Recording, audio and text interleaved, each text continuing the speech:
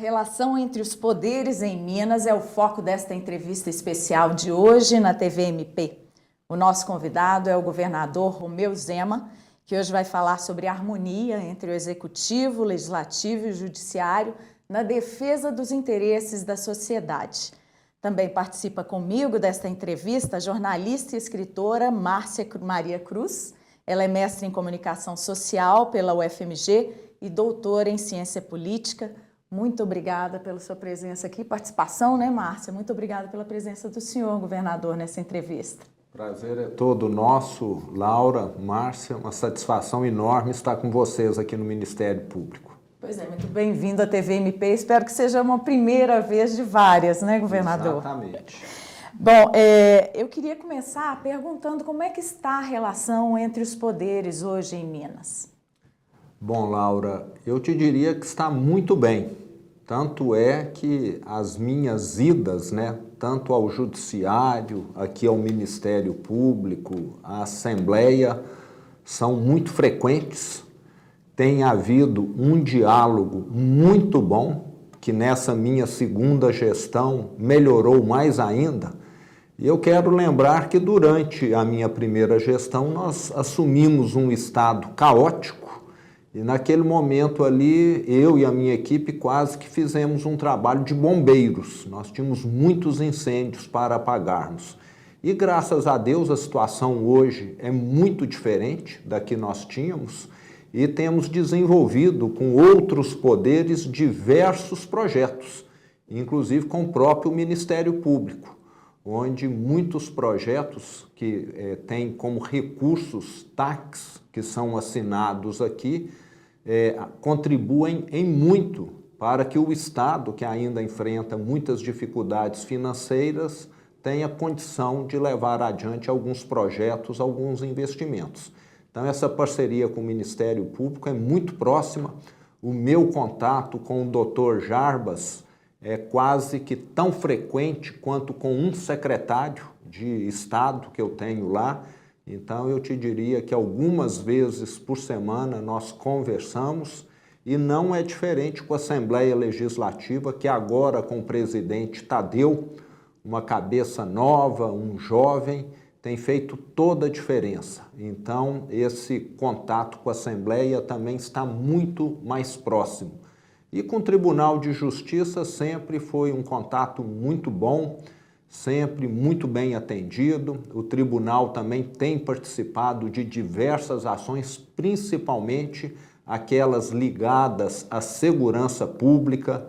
O tribunal tem um cuidado muito especial com o sistema prisional, com as APACs. Então, eu te diria que esse diálogo tem sido extremamente frutífero. E o bom é que quem ganha é o mineiro, porque muitas vezes as coisas ficam paradas devido à falta desse entrosamento, dessa integração. Então, no que depende de mim, eu estou sempre aberto e sou um governador que vai atrás. Eu não fico esperando ninguém lá. É só perguntar para o presidente José Arthur quantas vezes eu já estive com ele, com o Dr. Jarbas aqui. Então, eu estou sempre junto para tentar resolver aquilo que é de interesse do povo mineiro. Márcia. Laura, satisfação, governador, um prazer falar com o senhor. O senhor falou dessa relação com o Legislativo, no mandato anterior. Teve uma certa desentrosamento assim, com a pauta travada por 6 meses. Hoje o senhor já tem uma maioria no Parlamento Mineiro, um bloco da situação e um bloco independente que costuma votar junto com o senhor, E teve vitórias já nesse primeiro semestre lá na Assembleia Legislativa.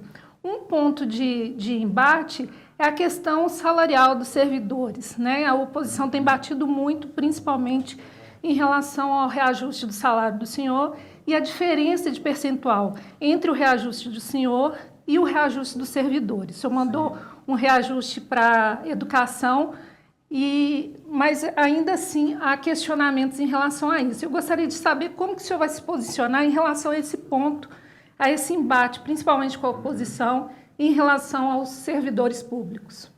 Então, Márcia, eu acho que eu já me expliquei e explico aqui novamente, né? Nós somos um governo transparente, não temos o que esconder, né? Eu, como governador, e os meus secretários, nós recebíamos menos do que secretários municipais. E eu comecei a perder secretários. Eu tive secretários que falaram, ó, eu estou saindo do governo, secretários com excelente desempenho, e falaram, porque eu vou trabalhar ali numa prefeitura, vou trabalhar menos e vou ganhar 3 vezes mais. Será que é certo isso? Dos governadores do Brasil, o meu era o menor salário. Eu lembro que durante toda a primeira gestão eu doei o meu salário. E a questão foi, para aumentar os salários dos secretários, é necessário aumentar o salário do governador. A Constituição prevê isso. Então, nós tivemos de fazer esse reajuste sob pena de perdermos boa parte do meu secretariado. Agora, hoje, eu dou total liberdade para qualquer um olhar e ver que eles estão ganhando semelhante ou até menos do que secretários de outros estados ganham. Então, foi uma correção para corrigir um erro que já estava aí há quase 20 anos. E lembrando que o Brasil é o país dos puxadinhos, né? Secretário em Minas ganhava pouco, mas ficava pertencendo ao conselho da empresa A, da empresa C, da empresa D, para poder completar o salário. Então vamos dar transparência, falar, não, o salário é esse e não tem agora mais esses puxadinhos aqui. Então eu sou favorável à transparência e o que nós estamos fazendo é uma correção. Agora, o piso da educação em Minas, eu gostaria muito de dar um aumento muito maior, de 30%, de 40%, de 50%. Agora, e a situação financeira, Márcia? Né? Eu tenho de obedecer uma lei que chama Lei da Responsabilidade Fiscal. E nós extrapolamos nesse primeiro quadrimestre o gasto com o pessoal que a lei prevê. Será que eu vou ter de fazer uma ação ilegal? Então, eu sempre obedeci à lei, então eu tenho limitações. Agora, a situação, aqueles que acompanham sabem que ela está melhorando, porque quando eu assumi há 4 anos e meio atrás, nem data para pagar tinha. Quem recebia do Estado não sabia que dia que ia ser, hoje sabe. Pagamos todas as férias prêmios de educação. Eu encontrei senhoras de 80 anos que estavam esperando há 10 anos férias prêmios. Pagamos. Então, hoje, o Estado está numa situação melhor, mas ainda tem muito que melhorar. Mas uma coisa eu te garanto, nós estamos no caminho certo. Governador, vamos falar agora sobre a atuação dos poderes em negociações polêmicas, né, como a dos danos causados à sociedade por mineradoras que atuam no Estado. Moramos num Estado minerador, precisamos da mineração para a nossa economia, mas as tragédias provocadas pela mineração trouxeram muitos danos à sociedade, né? E eu queria que o senhor falasse um pouco como é que se deu a negociação, por exemplo, no caso do acordo de Brumadinho, com a mediação feita pelo Ministério Público de Minas. Perfeito, Laura.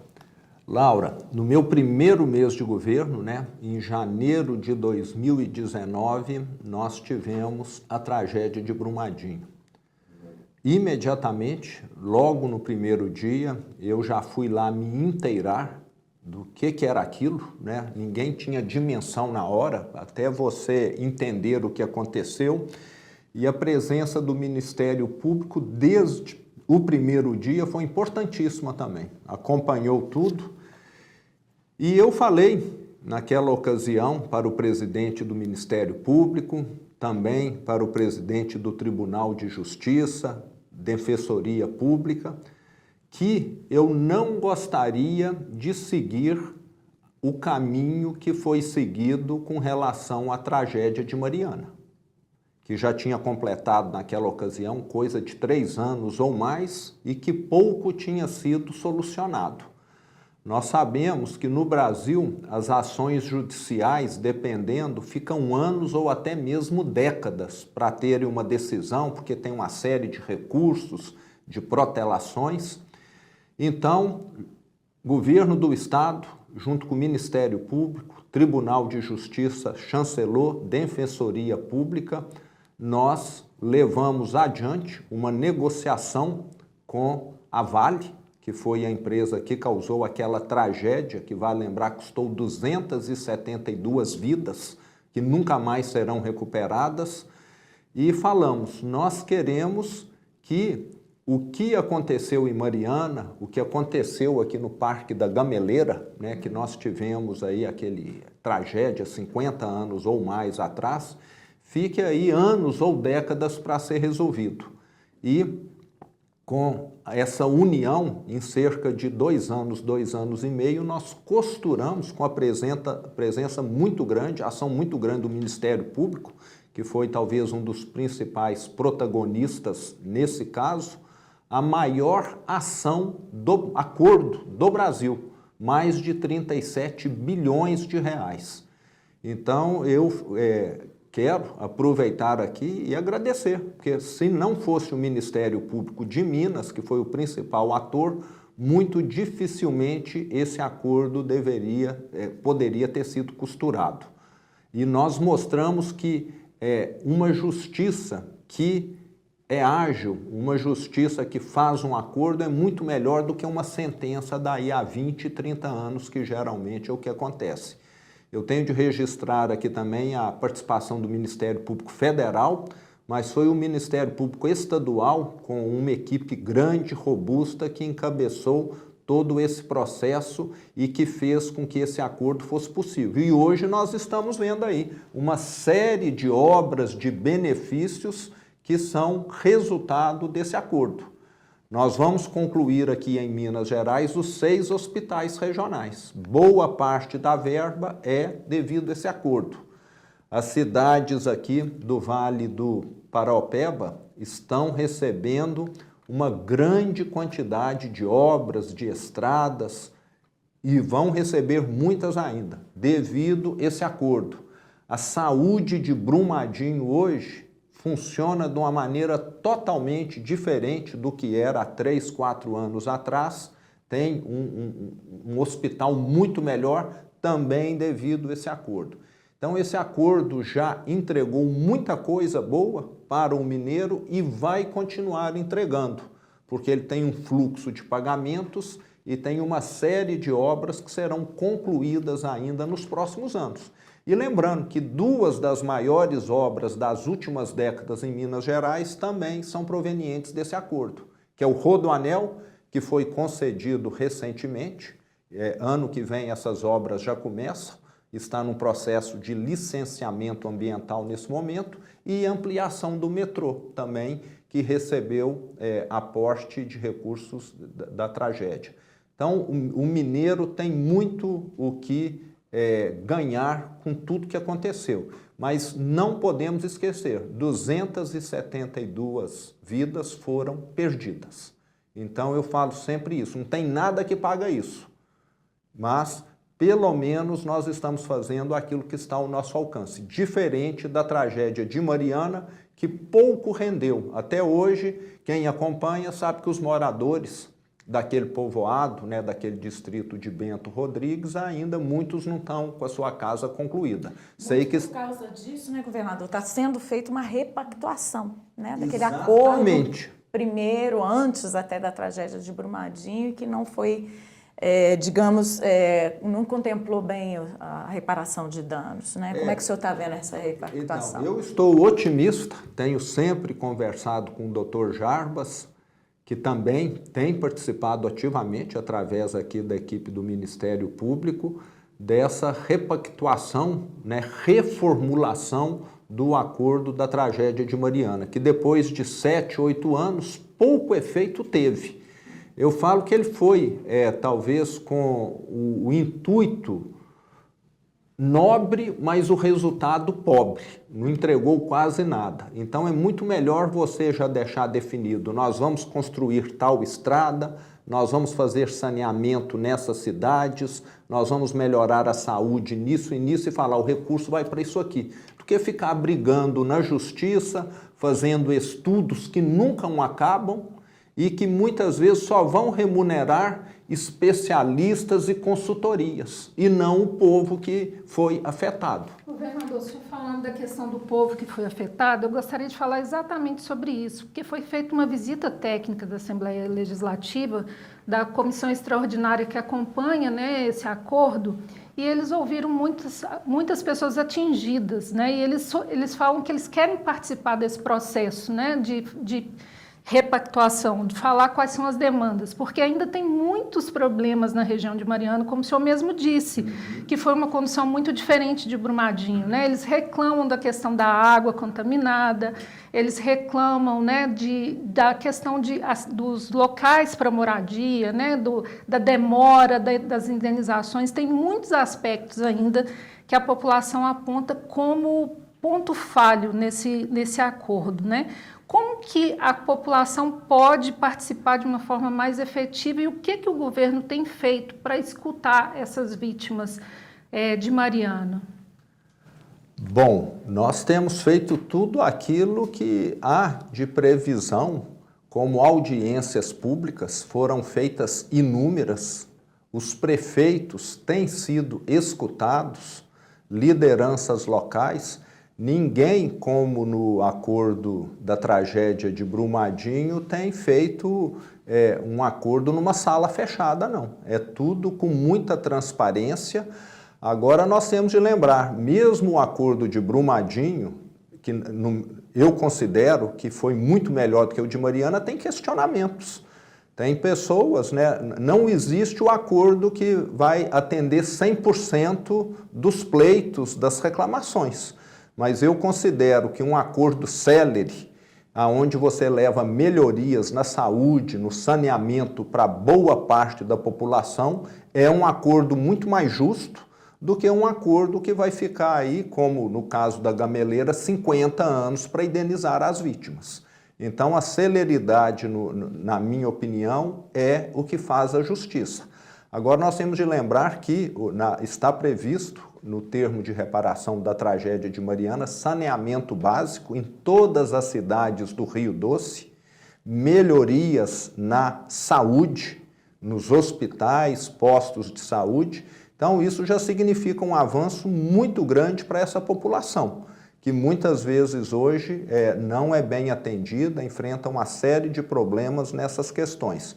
Mas audiências públicas foram feitas e continuarão sendo feitas se necessário. Nós não somos donos da verdade. Bom, no próximo bloco a gente vai falar então exatamente sobre o acordo da saúde, né, que, como esses outros nas tragédias de mineradoras, foi celebrado entre o governo do estado e municípios. A gente volta já já.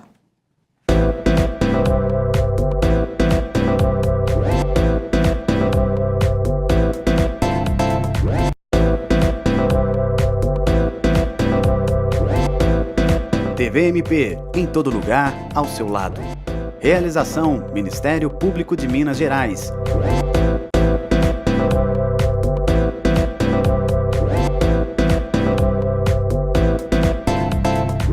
Estamos de volta com a nossa entrevista com o governador Romeu Zema, que hoje está falando sobre a harmonia entre os poderes em Minas. Bom, governador, no bloco anterior a gente falou sobre os acordos, né, dos poderes do Estado com mineradoras para reparação de danos das tragédias com barragens. E um outro acordo que precisou dessa interação entre poderes foi o da saúde, né, com a regularização de repasse de verbas aos municípios, dívidas de pelo menos 10 anos, né, um valor bilionário, né, 6,7 bilhões de reais. Eu queria que o senhor falasse um pouco sobre esse acordo, como é que ele foi celebrado. Exatamente, Laura. Essa foi uma das dívidas que nós herdamos do governo anterior, né? Lembrando que antes dela, nós já havíamos selado, por intermédio do Tribunal de Justiça e a AMM, um acordo de 7 bilhões referente a verbas que são direitos constitucionais dos municípios, referente a ICMS, a IPVA e a Fundeb. Isso só aconteceu aqui no Brasil, em Minas Gerais. Nunca um estado deixou de repassar essas verbas aos municípios. Então, em abril de 2019, logo no início da minha primeira gestão, nós fizemos esse acordo. E um fato interessante é que hoje o meu relacionamento, o meu contato com os prefeitos é o melhor possível, no estado todo. E na minha primeira semana como governador, eu tive uma manifestação de prefeitos gritando lá na cidade administrativa, porque eu acho que eles imaginavam que aquele calote iria perdurar. Mas estamos, desde que assumi, pagando o corrente, aquilo que é do mês, e também pagando o passado. Essa primeira dívida de 7 bilhões que o Tribunal de Justiça selou, nós já quitamos, e nesse momento nós estamos pagando o parcelamento dessa dívida que teve uma participação muito grande do Ministério Público, principalmente aí do Dr. Jarbas, que foi um dos grandes protagonistas. Nós fechamos esse acordo de 6 bilhões e 700 milhões de reais, se não me engano, outubro ou novembro de 2021. Então, nós já estamos indo aí para 2 anos desse acordo e já quitamos uma parte expressiva, coisa de 1 bilhão, 2 bilhões de reais dos 6,7 bilhões. E isso tem feito com que as prefeituras, os municípios de todo o estado, tenham condição de fazer mais investimentos na saúde. E recentemente o presidente da Assembleia foi muito sábio, ele aprimorou através de um mecanismo legal, porque muitas prefeituras estavam tendo dificuldades em executar aquele convênio de 10 anos atrás, que muitas vezes já perdeu o objeto, o sentido. Então, com esse mecanismo legal que ele fez, ele, de certa maneira, deu mais liberdade para que as prefeituras apliquem esse recurso nas necessidades atuais. E mas não dentro da saúde. Dentro da saúde, exatamente. Então, foi um avanço muito grande, porque muitas vezes aquele convênio era para comprar um medicamento que hoje ninguém usa mais. Então, essa melhoria que ele fez foi de fundamental importância. Governador, inclusive nesse lançamento, né, foi feito o lançamento no Congresso da MM recentemente, os prefeitos falavam também de um grupo que foi formado na Secretaria de Estado de Saúde, porque muitas vezes esse entrave era por questões burocráticas. A legislação ela está aí, né, foi apresentada pelo presidente da Assembleia, né, sancionada pelo senhor, mas como a Secretaria de Estado da Saúde vai operacionalizar isso? Porque, como o senhor mesmo disse, né, os prefeitos se queixavam da burocracia nesse processo, né, de fazer esse remanejamento. O que avançou do ponto de vista da Secretaria de Estado de Saúde para que esse recurso possa, de fato, ser realocado para outras áreas dentro da saúde? Então, a questão é a seguinte: nós temos lá uma força de trabalho, a Secretaria de Estado de Saúde, que está cuidando desses convênios. Então, os convênios estavam fluindo. Nós estávamos mandando para as prefeituras de acordo com o cronograma de pagamento. Agora, a questão era que muitas vezes esse convênio chegava lá, o recurso chegava e ficava represado porque ele era para comprar um determinado medicamento que às vezes nem existe mais, porque já foi lançado um novo que é melhor do que aquele. Então, alguns prefeitos ficaram com milhões em cofre para gastar na saúde e sem poder gastar porque não tinham mais condição de executar aquilo que o convênio previa. Então, o presidente Tadeu foi muito sábio nessa questão aí, de estar liberando esses recursos para que as prefeituras gastem em execução de alguma coisa que traga benefício na situação atual. Porque a situação da saúde há 5 anos, há 8, há 10 anos atrás, eram outras doenças, eram outras finalidades, foi num período pré-pandemia. Às vezes, naquele momento, a prefeitura precisava de um tomógrafo, e talvez de lá para cá ela adquiriu, e o convênio está lá hoje para ela comprar outro tomógrafo que ela já tem. Então, não faz nenhum sentido. Então, agora, em vez de tomógrafo, ela vai comprar uma ambulância ou um micro-ônibus para a saúde. Então, o que o presidente Tadeu fez foi exatamente flexibilizar a utilização do recurso, mas a Secretaria da Saúde tem passado aquilo que está acordado aqui. Por parte do Estado, não está havendo atrasos no financeiro. Temos de deixar isso muito claro. Há o atraso da Prefeitura porque o convênio, como eu disse, perdeu o sentido. Essa sintonia, né, do Legislativo aí com o Executivo é essencial para que esse pagamento, né, essas compras todas feitas na saúde sejam executadas, né? Voltando a falar da harmonia, vou aproveitar que a gente tem umas imagens para falar do acordo, né, que foi celebrado entre o governo e a Associação Mineira dos Municípios, homologado no dia 8 de novembro de 2021 pelo Tribunal de Justiça, né, do Estado. E esse entendimento envolveu também o Tribunal de Contas de Minas Gerais, o Conselho de Secretarias Municipais de Saúde de Minas Gerais, com intermediação da Procuradoria-Geral de Justiça do Ministério Público de Minas. Então, assim, reuniu todas essas instituições para que esse reparo à saúde, né, fosse feito e para que as populações dessas cidades pudessem ser melhor assistidas na questão da saúde, né, governador? Exatamente. Estava vendo ali as imagens, todo mundo de máscara, né? E isso representou uma melhoria muito grande para as prefeituras. Mesmo com esses entraves que eu comentei, muitos convênios ainda eram possíveis de ser realizados, que às vezes era para reformar alguma UBS que ainda estava lá no meio do caminho. Tanto é que nós já concluímos, durante esses 4 anos e meio aí de gestão, mais de 100 UBSs em todo o estado. O estado, vale salientar aqui, tinha se transformado num cemitério de obras inacabadas. Então, avançamos bastante. E teve convênios da saúde que foram exatamente para nós concluirmos essas obras aí. Então, contribuiu muito. E nós estamos hoje acompanhando. Quando o prefeito fala, esse convênio aqui não tem mais condição de ser executado, nós temos aí hoje esse amparo legal que o presidente Tadeu criou, que possibilita a aplicação em outra área.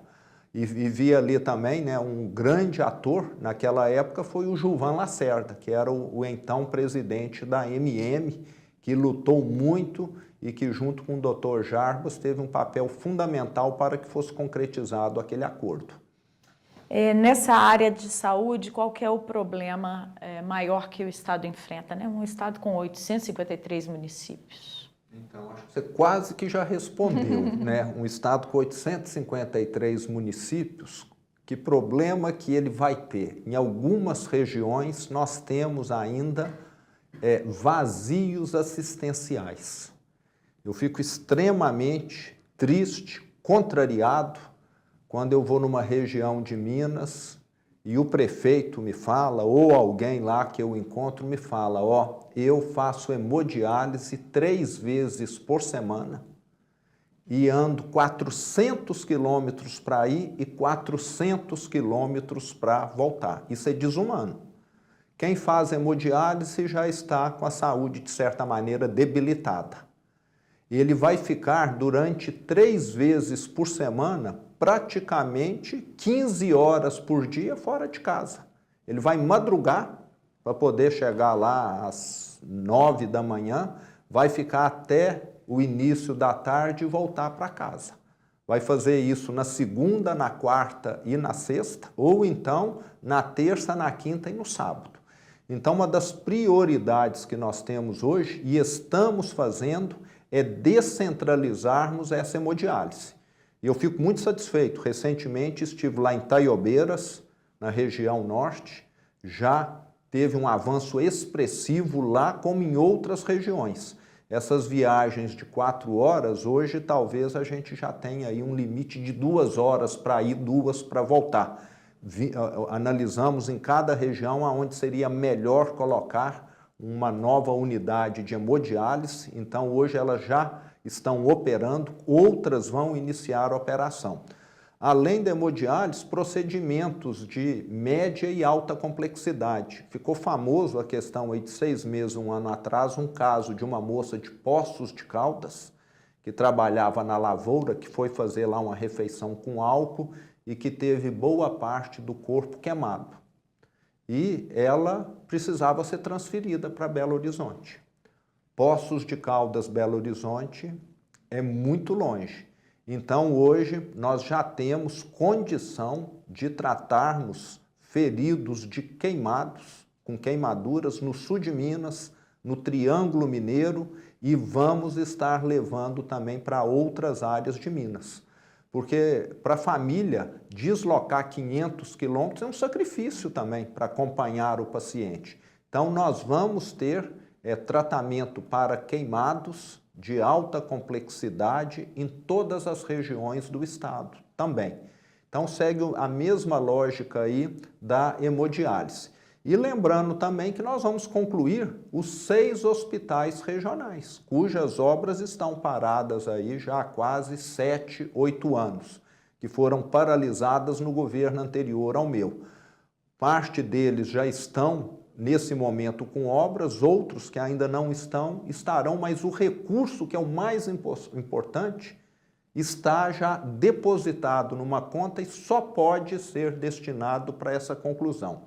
Então nós estamos falando de uma melhoria muito grande na saúde. Principalmente eu fico muito satisfeito com o Hospital de Teófilo Otoni, que é uma região que não tem uma assistência médica adequada. A saúde ali no nordeste de Minas, naquela região de Teófilo Otoni, é uma saúde que ainda deixa muito a desejar. E com um hospital com mais de 400 leitos, que já está em obras lá e que dentro de 1 ano e meio deve estar sendo concluído, a saúde daquela região vai sofrer uma melhoria que nunca teve. Então são várias ações que nós temos feito, melhoramos o transporte de pacientes também, melhoramos os equipamentos da saúde em todo o estado. Hoje nós temos mais de 500 leitos de UTIs que foram agregados nesse pós-pandemia.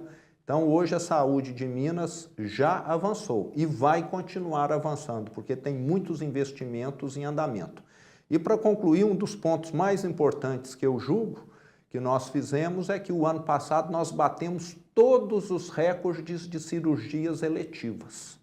Durante a pandemia, quem precisava fazer uma cirurgia que não é de emergência ficava aguardando uma cirurgia ortopédica, uma cirurgia no aparelho reprodutor de uma mulher, etc. Que já havia uma espera longa, né? Mesmo sem pandemia. Aí subiu demais, mas o ano passado, já tem 1 ano e meio, nós lançamos aí o Opera Mais e estamos destinando R$1 bilhão, são 250 milhões por ano extra, para que nós venhamos a reduzir. E o ano passado batemos recorde e no primeiro trimestre desse ano batemos recorde de novo. Nunca tivemos na história do estado um trimestre, um ano, como o ano passado e esse primeiro trimestre, com tantas cirurgias realizadas.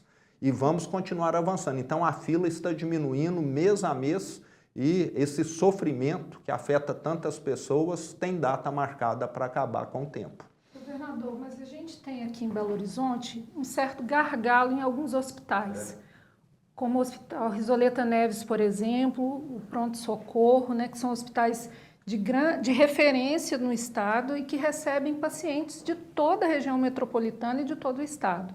Eu estive recentemente no Hospital Risoleta Neves e a maior parte do orçamento vem do estado, mas ainda assim eles têm um déficit de recursos, né? Eles ficam devendo todos os meses, né? Como essa situação pode ser resolvida, tendo em vista a importância, por exemplo, desse hospital, que é o Risoleta Neves, que atende toda a região metropolitana? Então, você tocou muito bem num assunto. Os hospitais de Belo Horizonte hoje, devido a essa situação que eu disse, ainda operam de maneira sobrecarregada devido ao interior não estar bem equipado, não está bem servido. Mas com os hospitais regionais, 6 hospitais de grande porte, que estarão concluídos em 1 ano e meio, 2 anos, essa população do interior que sobrecarrega a capital vai passar a ser atendida de maneira melhor no interior, já que vai evitar esse deslocamento, e vai evitar essa sobrecarga que nós temos aqui em Belo Horizonte hoje. E lembrando que desde que eu assumi, nós mais do que dobramos os recursos que são repassados para a saúde no estado como um todo. Então a situação antes era grave, hoje a situação está longe de ser o ideal, mas ela já é menos grave. E eu lembro ainda que nós temos um entrave muito grande que nós queremos estar solucionando com os hospitais regionais, aonde nós vamos ter a iniciativa privada, organizações sociais participando. Quando se fala da rede FEMIG, nós enfrentamos problemas seríssimos, porque estraga um equipamento lá. Você precisa comprar uma peça de R$500, você tem que fazer licitação, e às vezes você fica 6 meses com o equipamento parado.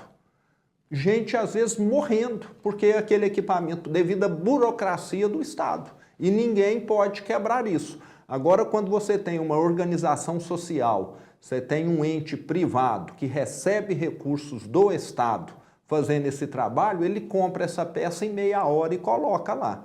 Então, o que nós estamos fazendo com esses novos hospitais regionais é caminharmos nesse sentido daquilo que já se provou em todo o Brasil, em todo o mundo, que é o mais eficiente, que não é o hospital administrado pelo setor público, é o hospital mantido pelo setor público, que consegue ter uma eficiência muito maior.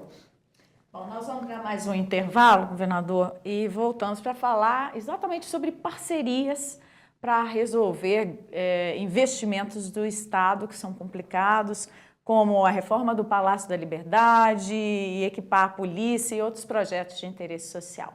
Aguarde um minuto só.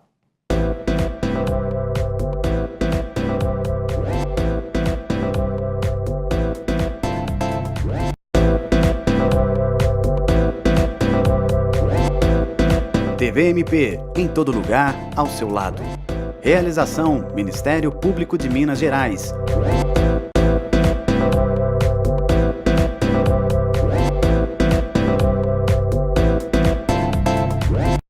Neste último bloco da entrevista com o governador Romeu Zema, nós vamos falar sobre as parcerias entre o governo do Estado e o Ministério Público de Minas para a realização de projetos de interesse social, como a reforma do Palácio da Liberdade, né? Nós vamos mostrar as imagens aí. Essa reforma foi anunciada em março deste ano pelo governo do Estado e o Ministério Público. A última intervenção feita no prédio do Palácio, na Praça da Liberdade, foi concluída em 2006, então já há um tempo, né, de deterioração desse imóvel. O valor completo dessa nova restauração, segundo o Instituto Estadual do Patrimônio Histórico e Artístico de Minas, é de R$9 milhões. Governador, conta pra gente como é que essa parceria foi viabilizada, né, com a participação do Ministério Público. Exatamente. Eu quero deixar aqui primeiro o meu agradecimento, né, ao Dr. Jarbas por estar fazendo esse aporte nesse prédio que é um monumento histórico de todos os mineiros, que serviu como palácio do governador até a mudança para a cidade administrativa em 2011, 2010. Exatamente. Então, ele foi a sede lá, é um prédio que tem um simbolismo muito grande e a última reforma foi em 2006. Então, nós já estamos falando de 17 anos. E apesar da boa conservação, você sempre tem problemas com algumas goteiras, com algumas infiltrações, com uma série de obras, né, de equipamentos que acabam sendo deteriorados com o tempo. Esteve aberto à visitação, isso, né? lembrando então, que ele é um museu hoje, exatamente, né? Quem quer visitá-lo, ele está lá disponível, é uma visita que vale a pena, porque é um prédio muito bonito, com cerca de 130 anos, né, de idade, construído quase que todo ele com material que veio da Europa, né? Os vitrais, as escadas, tudo, e eles chamam lá de Pequeno Versalhes, né, que ele lembra muito o Palácio de Versalhes. E, devido a tudo isso, é um prédio que tem de ser bem mantido, né, tem de estar com a sua manutenção em dia e não é qualquer um que vai lá e pode reformar, não é uma reforma, é uma restauração. Então, o Ministério Público estará, né, fazendo a aplicação desse recurso nessa restauração para deixar esse palácio, que é algo tão simbólico, impecável. Então, fica aqui o meu agradecimento, né, ao Ministério Público por mais essa intervenção em prol do patrimônio histórico de Minas Gerais. Lembrando que nós conseguimos fazer alguns avanços, muitos que estão aqui nos assistindo já devem ter ido até o Palácio das Mangabeiras, que também recebeu, mas nesse caso foi da iniciativa privada, milhões de reais para ele passar por um retrofit, já que ele hoje abriga uma série de eventos. E quem faz esses eventos lá no Palácio das Mangabeiras, que é a antiga residência do governador, fez lá também uma reforma bastante expressiva e hoje também é um palácio que está aberto ao público. Então eu vejo que tudo isso significa mais atrativos para o povo mineiro, que durante aí o seu final de semana, o seu horário livre, pode ir visitar aonde os governadores no passado trabalharam ou então moraram, que é o caso aí do Palácio das Mangabeiras. E ali é uma região que é muito importante para a cultura de Minas, né? A região do Palácio da Liberdade, né, governador? E esse acordo é muito bacana porque redireciona recursos, né, de ações judiciais, né? Da liberdade ali, exatamente. Realizados pelo Ministério Público, né? Esse dinheiro vem daí. Uma empresa que não cumpriu determinada legislação foi penalizada e isso vai reverter em prol do povo mineiro. Isso exatamente. É muito bom, né? E aí eu queria fazer uma pergunta para o senhor de um prédio que está ao lado, que é tão importante quanto, que é a Biblioteca Estadual de Minas Gerais, que é um símbolo da cidade, mas que está em condições também de muita dificuldade. Até a questão do telefone, o senhor deve saber disso, né? Assim, às vezes, por não ter como ligar para a biblioteca, né? Eu queria saber se o senhor tem um plano também, né? Se tem alguma conversa com o Ministério Público também para recuperar e para dar mais beleza para esse espaço da biblioteca, que é tão importante quanto o Palácio da Liberdade para a cultura de Minas, né? Exatamente, concordo plenamente com o seu posicionamento. Inclusive estive num evento na biblioteca há cerca de 6 meses atrás, onde nós fizemos lá uma melhoria grande na questão do acervo da biblioteca, questão de equipamentos de informática. E biblioteca foi o tipo de instalação de equipamento que ficou muito prejudicado com a pandemia. Existe lá um projeto de interligar os 2 prédios. Você conhece os 2 prédios, né? Está cada um de um lado da avenida. E, inclusive, aquele projeto de ter ali uma passarela, eu já estou tentando obter aí um patrocínio privado para concretizar, porque hoje as pessoas precisam sair de um prédio, atravessar uma avenida e entrar no outro prédio. Então, nós estaremos, sim, levando adiante outras melhorias nessa biblioteca que é de fundamental importância. Mas eu lembro que hoje, grande parte dos mineiros, 80%, são as bibliotecas que estão aí no interior do estado, né? Já que só 20% reside aqui na região metropolitana. E nós temos feito aí um trabalho, né, de fortalecermos as prefeituras, que muitas vezes são o ente que banca as bibliotecas, que muitas vezes são municipais. Então eu tenho visitado muitas cidades, ido a muitas cidades onde o prefeito me fala todo satisfeito que devido a essa regularidade, esses pagamentos do patrás, ele tem conseguido levar adiante melhorias na biblioteca. Nós temos de lembrar que a biblioteca é importantíssima, mas nós temos de atender todos os mineiros e não só a capital. Esse prédio, especificamente da biblioteca, sofre o que outros do conjunto arquitetônico da Praça da Liberdade não sofrem, né? Vários hoje são museus, com aportes da iniciativa privada, de bancos, de mineradoras, né? Mas tem um outro prédio ali que agora vai ser contemplado por uma verba, por uma reforma, e que é muito importante, né? O Ministério Público anunciou a verba para a recuperação do Palacete Dantas, que faz parte ali do conjunto arquitetônico da Praça da Liberdade, nós estamos vendo a imagem. Ele foi uma das primeiras residências privadas nobres de BH, construído pelo próprio dono, o engenheiro José Dantas, com um projeto de 1915 do italiano Luiz Olivieri. Segue esse estilo eclético de influência neoclássica da época, né?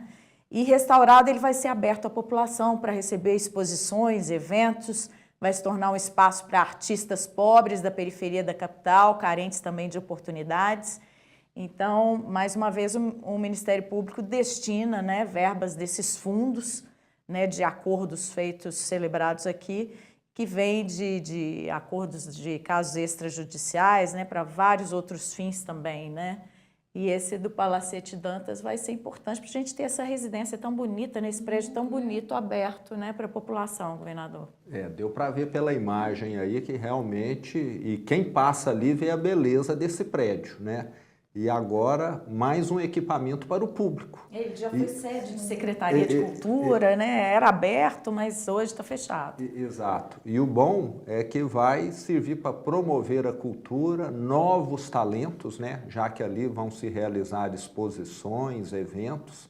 Então, é mais um ganho para o povo mineiro e fica aqui mais uma vez o meu agradecimento ao Ministério Público que está viabilizando a recuperação, a restauração, né, de um prédio histórico que também está ali no Circuito da Liberdade, que é uma das áreas que mais atrai turistas. Então, tudo isso é um círculo virtuoso. Você vai gerar empregos, você vai atrair turistas, você gera renda, você gera atrações para o povo mineiro, então tudo isso só traz coisa boa. Então, é uma satisfação muito grande, mais uma vez, nós estarmos aí trabalhando juntos com o Ministério Público. Essas parcerias, como eu estava falando, são destinadas a outros fins também, né? Um deles é equipar as polícias, né? Que é uma coisa que o governo do estado não daria conta sozinho, né? No ano passado, a gente vai mostrar imagens também, foram feitas compras de câmeras para uniformes de policiais, né? Que seriam para gravar ações nas abordagens, outras ações da corporação, né, dando um amparo às ações da Polícia Militar. A gente também teve a compra de veículos para a PM do Meio Ambiente recentemente, né, com recursos de acordos ambientais feitos pelo Ministério Público. O Estado não dá conta de suprir isso tudo, né, governador? Exato, é muito investimento. Nós fazemos muitos aportes, mas quando chega um recurso extra como esse do Ministério Público é muito bem-vindo. Lembrando que na minha primeira gestão nós batemos um recorde também, que eu fiquei muito satisfeito, de entregas de viaturas novas para as forças de segurança. E tivemos a participação do Ministério Público. Fica o meu agradecimento aqui também aos deputados estaduais e federais que através de emendas parlamentares também destinaram aí um recurso expressivo, que completado pelo Estado possibilitou com que nós batêssemos esse recorde. Então hoje as forças de segurança de Minas Gerais têm equipamentos, principalmente viaturas, melhores do que há 4 anos e meio atrás. Ainda temos de avançar, de melhorar. E esse trabalho conjunto com o Ministério Público tem ajudado muito. Tivemos aí há pouco tempo, no mês de maio, a entrega das viaturas para o meio ambiente, dos drones, que também vão ajudar. Eu mesmo... época agora, então, da seca, né, com incêndio. Eu mesmo tive a oportunidade lá de manusear um drone, né, e é impressionante como é fácil, né? Eu sei que precisa ter um curso, e como é potente a câmera, né? Você com um drone que custa muito mais barato, o deslocamento, a operação, nem se compara a um helicóptero ou uma viatura, você consegue ali ter visão de uma área muito grande e detectar qualquer foco de incêndio ainda no início, e incêndio, todos sabem, se combater no início é fácil, depois que ele toma uma determinada proporção é quase que impossível. Então são equipamentos que vão ajudar muitos. Lembro também que tem as câmaras de uniforme, né, que também já estão funcionando com a Polícia Militar e que representa uma segurança adicional para o policial, que hoje muitas vezes é acusado de ter feito o que não fez. Então, como aquela câmera grava tudo, o policial trabalha com muito mais tranquilidade do que um outro que às vezes é acusado indevidamente. Então, todas essas ações do Ministério Público têm colaborado muito com a segurança pública e, de acordo com os dados do Ministério da Justiça, aqueles que foram publicados o ano passado, referente a 2021, Minas Gerais era o estado mais seguro do Brasil, o estado que tinha a menor incidência de crimes violentos. E tudo isso tem essa contribuição de vocês aqui do Ministério Público.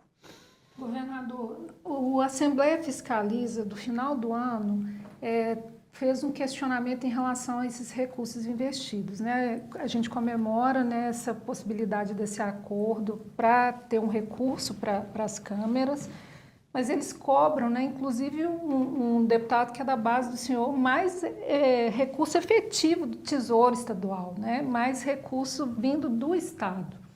Né? E aí como fica essa questão? Como que o Estado responde, né, a esse segmento da segurança? Porque é um questionamento deles, né?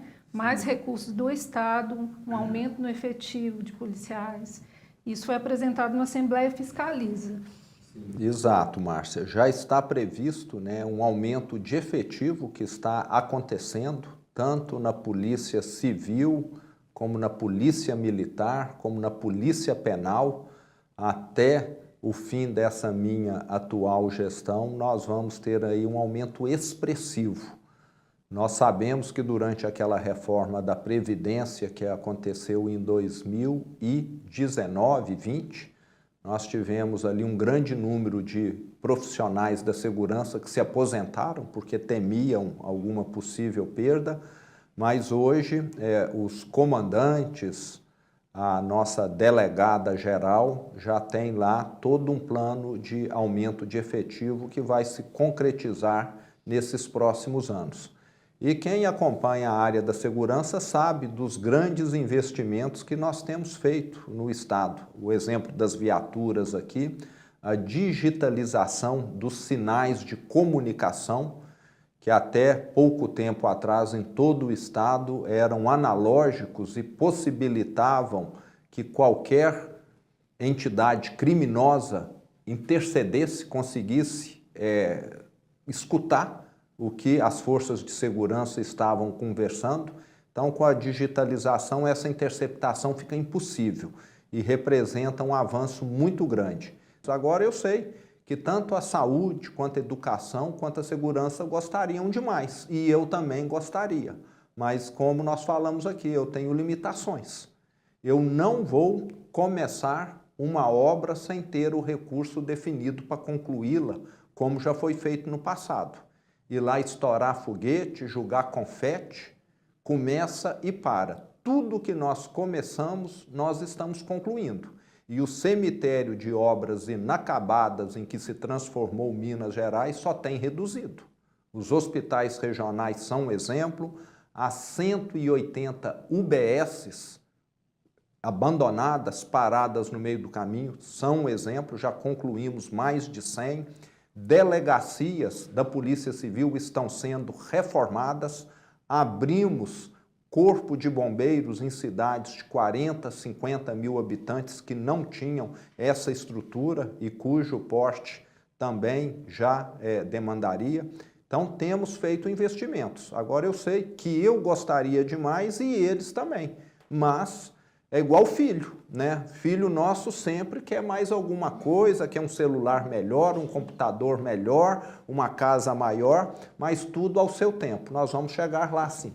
Governador, para finalizar, nós falamos da harmonia entre os poderes, então eu queria perguntar para o senhor o que o senhor acha desse processo da lista tríplice para a escolha de procuradores gerais, defensor-geral, desembargadores e outros. Eu vejo que é uma lista bastante democrática, né? Porque cada fase depende, né, de uma instituição.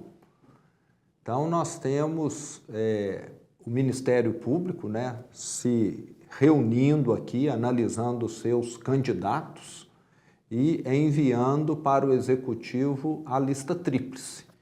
E são sempre listas que chegam até mim e que eu tenho muita dificuldade para decidir, porque são nomes muito bons que chegam lá, entende? Então, você está ali com um concurso de Miss, onde as finalistas são pessoas que teriam condição de ser a Miss Minas, a Miss Brasil, com toda certeza. Então, acaba sendo uma decisão muito difícil e até desconfortável por esse motivo. Mas temos procurado fazer o melhor ali, né? E a indicação das próprias instituições na votação interna ajuda? Ajuda, sinaliza muito bem, é lógico, né? A votação interna, quando tem, né, vamos dizer, uma diferença maior, não deixa de ser uma sinalização de que há ali uma nítida preferência por determinada pessoa. Eu estava aqui dizendo referente à competência, acho que competência todos têm.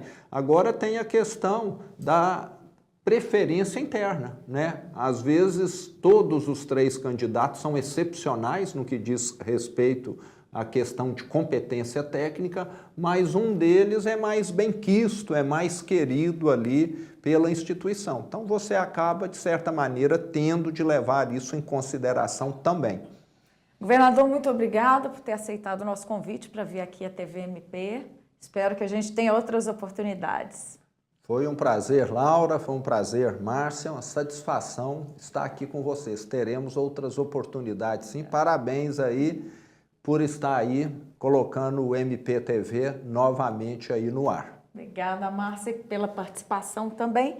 E a você que esteve nos assistindo, continue ligado na programação da TVMP. Eu volto em breve.